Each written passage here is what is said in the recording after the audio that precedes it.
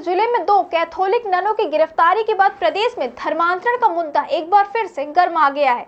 दुर्ग railway station पर 25 जुलाई को बजरंग दल कार्यकर्ताओं ने 2 ननों, एक युवक और 3 आदिवासी युवतियों को घेर लिया और आरोप लगाया कि ये दोनों लड़कियों को बहला फुसलाकर धर्मांतरण के लिए आगरा ले जा रहे थे। इस शिकायत पर जीआरपी ने धर्मांतरण और मानव तस्करी के धाराओं में मामला दर्ज करते हुए दोनों ननों को गिरफ्तार कर जेल भेज दिया।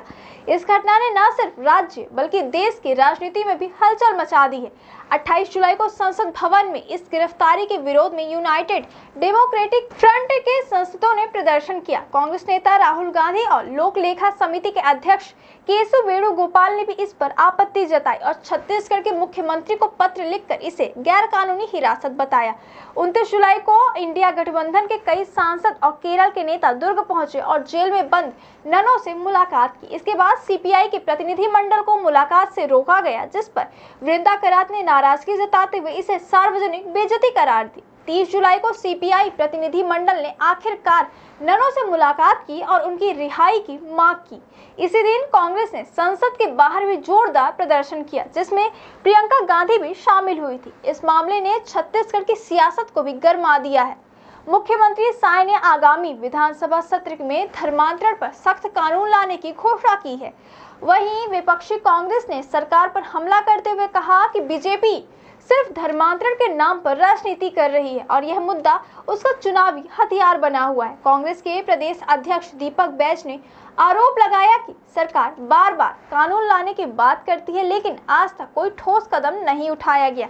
ईसाई फोरम के अध्यक्ष अरुण पन्नालाल ने आरोप लगाया कि ननों और लड़कियों के साथ दुर्व्यवहार हुआ है और जीआरपी थाने की पूरी कार्यवाही मनगढ़ंत। उन्होंने कहा कि यदि हम धर्मांतरण कर रहे होते तो पूरा देश ईसाई हो चुका होता।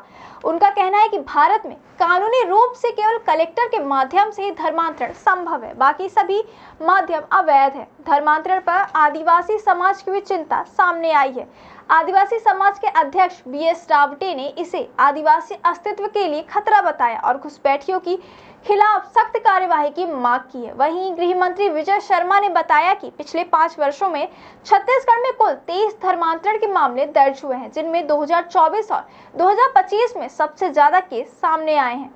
2020 तक राज्य में 364 एनजीओ विदेशी फंडिंग प्राप्त कर रहे थे, जिनमें से 84 पर प्रतिबंध लगाया गया और 127 बंद हो चुके हैं। अब 153 एनजीओ कार्यरत है, जिनमें से कई पर ईसाई मिशनरियों से जुड़ाव का संदेह है। खासकर बस्तर और जसपुर में धर्मांतरण पर वर्तमान में छत्तीसगढ़ में 1968 का धर्म स्वतंत्रता अधिनियम लागू है। सरकार का मानना है कि यह कानून अब अप्रभावी हो चुका है और उसे अधिक प्रभावी बनाने और स्पष्ट बनाने की जरूरत है।